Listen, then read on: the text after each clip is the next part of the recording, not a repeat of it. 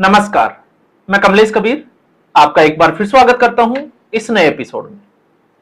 आज के इस एपिसोड में हम बात करेंगे मुख्यमंत्री योगी आदित्यनाथ की बुलडोजर कार्रवाई की। एक बार फिर पूरा देश बुलडोजर की कार्रवाई देख रहा है बरेली में, और इस बार निशाना है तौकीर रजा, जो पिछले कई सालों से लगातार जो है वो दंगे कराने की धमकियां देता था, लेकिन इस बार वो हत्थे चढ़ा है योगी आदित्यनाथ की पुलिस के। अब ऐसे में तौकीर रजा की भी हम बात करेंगे, लेकिन वो कौन से लोग हैं जो तौकीर रजा के एक आदेश पर सड़कों पर उतरने के लिए तैयार हो जाते हैं, और ये लोग सड़कों पर उतर क्यों जाते हैं? तो फिर इससे सबसे बड़ा सवाल है कि आखिर इस देश में इस बढ़ती हुई समस्या का कारण क्या है और फिर उसका इलाज क्या है। तो चूंकि समुदाय विशेष से है, इसलिए इस देश के वामपंथी मीडिया का, इस देश के बुद्धिजीवियों का झुकाव थोड़ा ज्यादा होगा, क्योंकि यहां पर इन बुद्धिजीवियों को हो सकता है कि मानवाधिकार याद आ जाए ऐसे राक्षसों के लिए। और ये राक्षस जो है वो ऐसा नहीं है कि ये हिंदू मुस्लिम के नाम पर जो है वो दंगे भड़काते हैं, सार्वजनिक संपत्ति को नुकसान करते हैं, नहीं। इन कठमुल्लों से सबसे ज्यादा अगर किसी धर्म का नुकसान है तो वो है इस्लाम धर्म का। अब कठमुल्ला शब्द मैंने यहां पर जानबूझकर जो है वो इस्तेमाल किया है। कठमुल्ले का मतलब होता है एक जाहिल किस्म का व्यक्ति, एक मूर्ख इंसान जो पब्लिक को बेवकूफ बनाता है। तो पब्लिक को तो बेवकूफ नहीं बना सकता, सिर्फ अपने धर्म का और जो इनके फॉलोवर्स है वो उसी को ही बेवकूफ बना सकते हैं। अब बेवकूफ कैसे बनाया जाता है आपको यह भी समझना पड़ेगा। बेवकूफ इसलिए बनाया जाता है क्योंकि आज भी मुस्लिम समुदाय के बच्चों को मॉडर्न साइंस और टेक्नोलॉजी की जो एजुकेशन है उससे दूर रखा जाता है। उनको जबरदस्ती मदरसों में पढ़ाने के जो है वो भरपूर प्रयास करते हैं, और ऐसे ही मौलवी, क्योंकि उनके बच्चे विदेशों में पढ़ते हैं, और अपने धर्म के लोगों के बच्चों को जो है वो मजबूर करते हैं कि आप उनको मदरसों में पढ़ाएं। उनको जिहाद सिखाया जाता है, उनको कट्टरपंथी बनाया जाता है जानबूझकर। क्यों?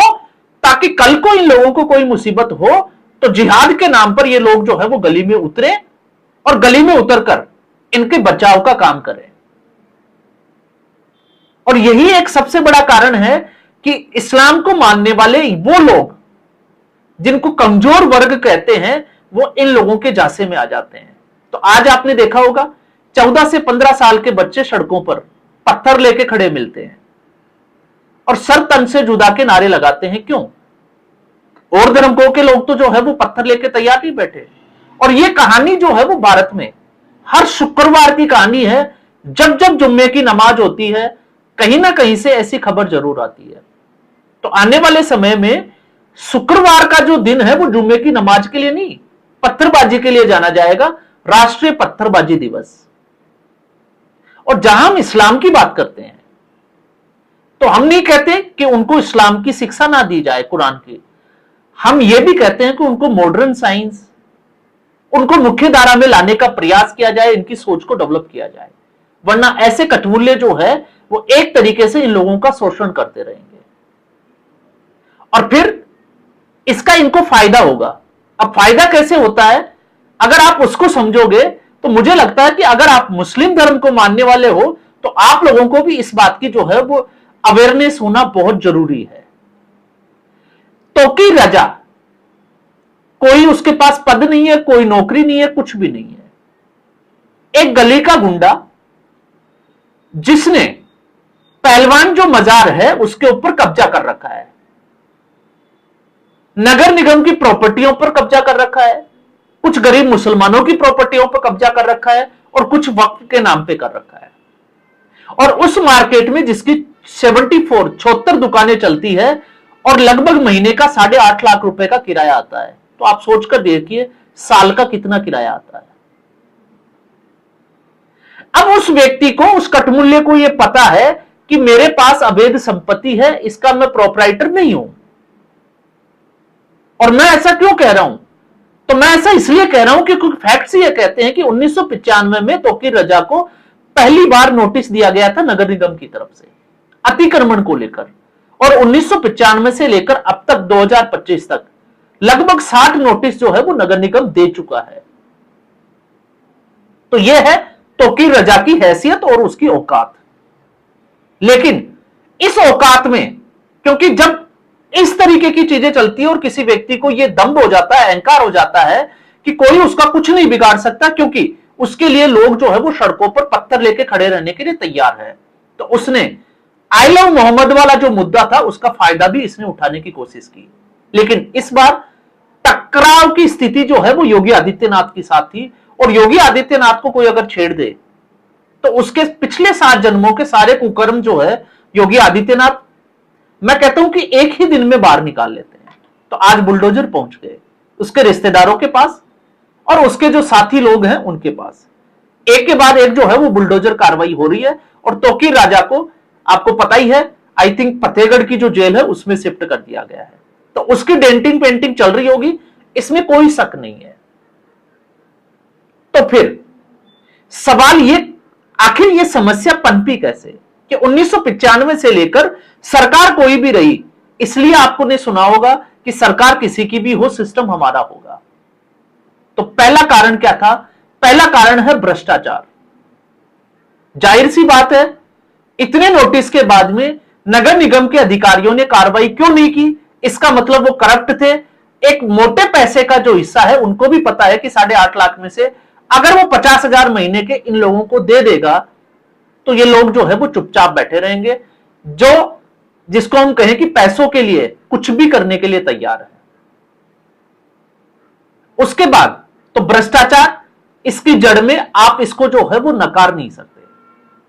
और ऐसा नहीं है, ये भ्रष्टाचार कितना मजबूत होता है, योगी आदित्यनाथ 2017 से लगातार प्रयास कर रहे हैं, लेकिन आज 2025 में तौकीर रजा के ऊपर लगाम कसी जा रही है। तो 2017 से 2018 में तो कोर्ट ने यह ऑर्डर कर दिया कि तौकीर रजा के ऊपर नगर निगम कोई भी एक्शन ले सकता है, उसको पूरी छूट है। तो अब तक एक्शन क्यों नहीं लिया गया? 7 साल तो योगी आदित्यनाथ जैसे मुख्यमंत्री के राज में हो गया। तो आप सोचो, पहले के राज में जहां माफिया सांसद बन जाते थे, जहां माफिया मंत्री बन जाते थे, उनकी भैंसों को ढूंढने के लिए पुलिस प्रशासन लग जाता था, तो उस वक्त उत्तर प्रदेश के क्या हालात होंगे? थोड़ा हमें जो है वो इस बात पे भी विचार करना चाहिए। दूसरा है हमारी न्याय व्यवस्था। आज तौकीर राजा पकड़ा गया है, हो सकता है कल उसको जमानत मिल जाए, क्योंकि कोर्ट उसको जमानत देने के लिए तैयार बैठा है। तो दूसरा गंभीर सवाल खड़ा होता है हमारी न्यायिक व्यवस्था का, कि आखिर जो 5 करोड़ केस पेंडिंग है उस पर न्यायिक व्यवस्था का आगे का, या हम कहें कि रिफॉर्म्स का क्या तरीका है, उसके पास क्या सोच है, क्या वो करना चाहता है या वो नहीं करना चाहता? क्यों खड़ा होता है ये सवाल? ये सवाल इसलिए खड़ा होता है कि 9,500 करोड़ के घोटाले में लालू यादव जो है वो कोर्ट में टेनिस खेल रहा होता है, वो रैलियों को संबोधित करता है, वो डांस देख रहा है, वो लोगों को नचा रहा है, लेकिन जमानत का आधार क्या है? मेडिकल। ये देश का न्याय कानून, ये कानून व्यवस्था है इस देश की। तो न्याय व्यवस्था को यह लगता है कि हम सुप्रीम है, हम जो है वो माइलॉर्ड है, तो माइलॉर्ड है तो हम भगवान से ऊपर हमारा दर्जा हो गया, इस देश में जैसा हम कहेंगे वैसा ही होगा। तो ऐसे लोगों का आप सोचकर देखिए, क्या इन लोगों के पास पैसा नहीं जाता होगा? तो डेफिनेटली पुलिस से लेकर नगर निगम से लेकर और ऊपर अगर हम बात करें तो इस देश में ऐसे जज भी है जिनके घरों पर जले हुए नोटों के बंडल मिलते हैं, तो क्या वहां तक पैसा नहीं जाता होगा? तो समस्या क्या है? इस देश की समस्या है भ्रष्टाचार और इस देश की समस्या है न्याय व्यवस्था। तो संविधान, जो ये कहते हैं कि हम संविधान बचाने की बात करते हैं, कहीं ना कहीं इसके लिए ये संविधान भी जिम्मेवार है। इसमें भी संशोधन होना चाहिए। जब आप अनुच्छेद 105 और अनुच्छेद नंबर 106 की स्टडी करोगे संविधान की, तो वो इम्यूनिटी देता है ऐसे राजनेताओं की। और फिर ये राजनेता और धर्म के जो ठेकेदार बने हुए ऐसे कठमुल्ले जो है, किसी भी धर्म के हो, वो आपस में बैठकर जनता को बेवकूफ बनाने का काम करते हैं, क्योंकि उनको पता है कि 105 और 106 जो है वो उस राजनेता को बचाएगा। कैसे बचाएगा? इसका मैं पहले भी जिक्र कर चुका हूं अरविंद केजरीवाल के उसमें संदर्भ में। 105 और 106 ये कहता है कि अगर किसी सांसद को आप अरेस्ट करते हैं तो पहले तो राजनेताओं के ऊपर जो है वो अरेस्ट ही नहीं होते वो, क्योंकि उनका प्रभाव ही ऐसा होता है। अरेस्ट हो गए तो उनको जो सत्र चलता है उससे पहले और उसके बाद जो है वो इम्यूनिटी मिलती है। तो साल में 3 सत्र मिलते हैं, तो लगभग जो है वो 90 दिन के आसपास आप देखो 3-3 महीने की 9 महीने की जो है वो इम्यूनिटी मिल जाती है कि वो जेल में नहीं रह सकते। और हमारा आप देखिए संविधान क्या कहता है। संविधान ये कहता है कि एक आतंकवादी जो है वो जेल से चुनाव लड़ सकता है, एक अलगाववादी जो है वो जेल से चुनाव लड़ सकता है, वो जीत सकता है और वो माननीय सांसद बन सकता है। लेकिन एक प्रिजनर्स जो है वो जो कैदी है जिसका ट्रायल चल रहा है, जिसके ऊपर आरोप सिद्ध नहीं हुए, वो कैदी चुनाव नहीं डाल सकता, वो अपना मताधिकार का प्रयोग भी नहीं कर सकता। यह हमारी न्याय व्यवस्था है। आप कोर्ट के खिलाफ बोलते हो तो कोर्ट ऑफ कंटेम्प्ट आपके ऊपर लग सकता है, लेकिन कोर्ट कुछ भी करे उसका किसी जज के खिलाफ जो है वो कोई कोर्ट ऑफ कंटेम्प्ट नहीं लगेगा। यह इस देश की न्याय व्यवस्था है। और हम लोगों को वो तो आपको पता ही है, क्योंकि सेकुलरिज्म की जन्म गुट्टी पिलाई जाती है, बार बार पिलाई जाती है, हमें याद दिलाया जाता है कि यह देश सेकुलर है, आप कुछ नहीं कर सकते। और इसका फायदा उठाते हैं इस तरीके के ठेकेदार। और आप देखिए इनकी सोच को, अगर आप देखोगे तो आप इस व्यक्ति का अंदाजा लगा के देखिए कि इसका कारोबार कितना बड़ा होगा। जब मैं 1995 से लेकर 2025 के कुछ फैक्ट्स आपके सामने रख रहा हूं कि इसको नगर निगम के 60 नोटिस दिए हैं, तो क्या यह बरेली तक ही मामला सीमित है? नहीं, इसका प्रभाव जो है आपको नोएडा में भी मिलेगा, इसका प्रभाव आपको दिल्ली में भी मिलेगा, इसका प्रभाव लखनऊ में भी मिलेगा, क्योंकि मुझे नहीं लगता कि इसका कारोबार सिर्फ यहीं चलता है और दूसरी जगह नहीं चलता हो। और अब ऐसी स्थिति में जब योगी आदित्यनाथ ने जब बुलडोजर प्रक्रिया में या बुलडोजर चलाया, तो आप देखिएगा जो कोर्ट 2018 में ऑर्डर देता था कि फुल छूट है, आप कार्रवाई करें, वही जो है वो उस बुलडोजर कार्रवाई को गलत ठहराएंगे कि मानवाधिकार का उल्लंघन है। तो मानवाधिकार का उल्लंघन कोर्ट को ऐसे समय में क्यों याद आता है? जब अतीक अहमद की बीवी शाइस्ता फरार हो जाती है, वो उसका जो है वो उस जुर्म में उसके बेटों का, उसकी पत्नी का इन्वॉल्वमेंट होता है, तो क्या उनके घर पे बुलडोजर नहीं चलना चाहिए? अगर कोई व्यक्ति गलत तरीके से प्रॉपर्टी कमा रहा है, लोगों को जो है वो लूटकर अगर पैसा कमा रहा है, तो क्या उसके घर वालों को पता नहीं है कि पैसा आ कहां से रहा है? तो अगर वो उसके ऊपर ऐश मौज कर रहे हैं, अय्यासी कर रहे हैं, तो क्या उसके बराबर भागीदार नहीं है उस जुर्म के? आप खुद सोचकर देखिए। तो फिर सवाल यह होता है कि आखिर इस देश में चल क्या रहा है और आखिर यह देश बदलेगा कैसे?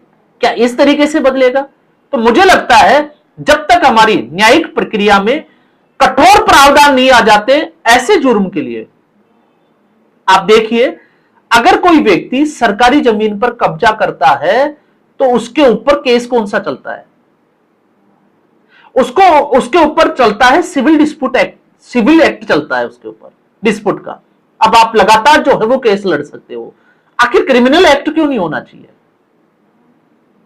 और जब हम बात करते हैं ना कि वक्फ की प्रॉपर्टी, तो ये वक्फ की प्रॉपर्टी के ठेकेदार तो तौकीर रजा जैसे लोग हैं जिन्होंने अपने धर्म के लोगों को भी बेवकूफ बनाया और दूसरे धर्म के लोगों को बेवकूफ बनाकर वक्फ में डोनेट करने के लिए मोटिवेट किया। अब आप सोचकर देखिए इनका हाल क्या है। और ये ऐसा नहीं है, ये बहुत पहले से चल रहा है। तो जब हम इसकी जड़ तक जाते हैं तो जड़ यह है कि इस देश में भ्रष्टाचार जो है उसका एक सिस्टम तैयार हो गया और जब तक न्यायिक सुधार की जो प्रक्रिया में इसको नहीं लाया जाएगा, इस देश का कुछ नहीं हो सकता। भले ही चाहे हम योगी आदित्यनाथ की बात करें या फिर जीरो टॉलरेंस में प्रधानमंत्री नरेंद्र मोदी की नीति की बात करें। और फिर उससे भी बड़ा सवाल जब हम इसमें ढूंढते हैं तो फिर एक ही चीज हमें मिलती है और वो ये मिलती है कि क्या मुसलमान ऐसे लोगों को, जिसमें कुरान ये कहता है कि इसमें जो है वो सूद लेना हराम है और ये उस मजार की प्रॉपर्टी पे जिस पे कब्जा किया हुआ है उसका किराया खा रहा है, तो अब आप सोचकर देखिए हरामखोर कौन है। जिस कुरान में, जिस धर्म में मजार पे जो है वो जाते ही नहीं लोग, उसको हराम बोला जाता है, तो आप देखिए जो मुस्लिम कंट्रीज है, दुबई जैसे, सऊदीया जैसे, वहां पर कोई मजार ही नहीं है। तो फिर आखिर इस देश में क्यों? और अगर मजार गलत है तो फिर स्वामी विवेकानंद, महात्मा गांधी, इनकी जो समाधि है वो गलत कैसे हो सकती है, जिसका ये लोग बखान करते हैं।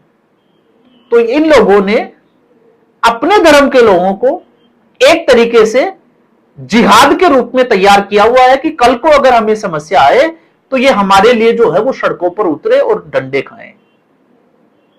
इसलिए योगी आदित्यनाथ इन लोगों को उसी भाषा में जवाब दे रहा है जो भाषा इनको समझ में आती है। और इन लोगों का इलाज जो है वो योगी आदित्यनाथ के अलावा मुझे नहीं लगता कि इस देश में और कोई मुख्यमंत्री कर भी सकता है। तो इस एपिसोड में इतना ही। उम्मीद करूंगा एपिसोड आपको पसंद आया होगा। वीडियो को लाइक करें, शेयर करें, चैनल जरूर सब्सक्राइब करें। धन्यवाद।